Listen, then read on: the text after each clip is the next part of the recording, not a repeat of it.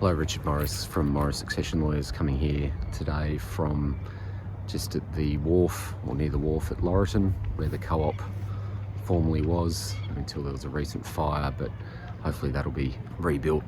Certainly a lot of community support behind rebuilding it in the near future. I've got a friend here in a Pelican. I don't know if you can see that up on the light tower, and I've got a few jet skis buzzing around. Obviously it's still not cold enough for some people to get out on the water.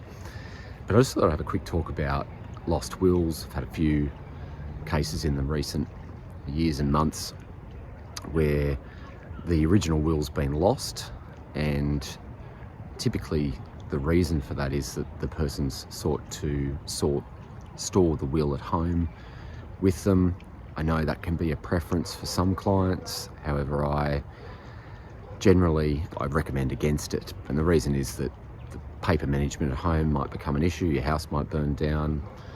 With old age and decreases in capacity, you can actually end up losing your will. I've had one such matter where the person's capacity declined, and as a result their records were a bit of a mess when they passed away.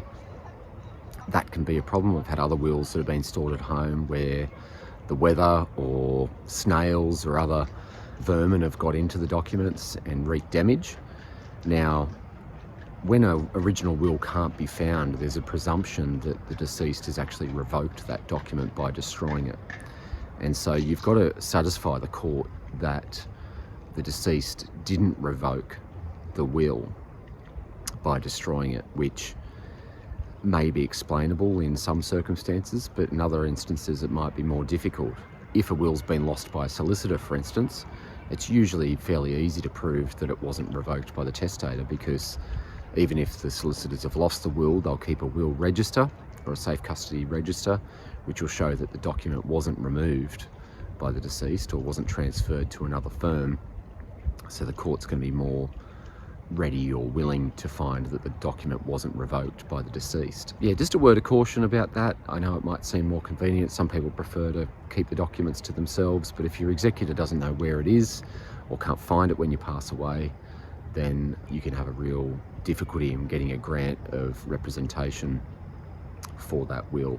It's not to say it's not impossible. We regularly get grants of probate to a copy of a will, but it is more difficult, and sometimes you might need to prepare a large amount of additional affidavit evidence to explain what has happened to the will, and this can lead to delays in administering the estate and sometimes more costs. So definitely recommend keeping your will with your solicitor, but if you are involved with an estate and the will can't be found, please feel free to give us a call at Morris Succession Lawyers.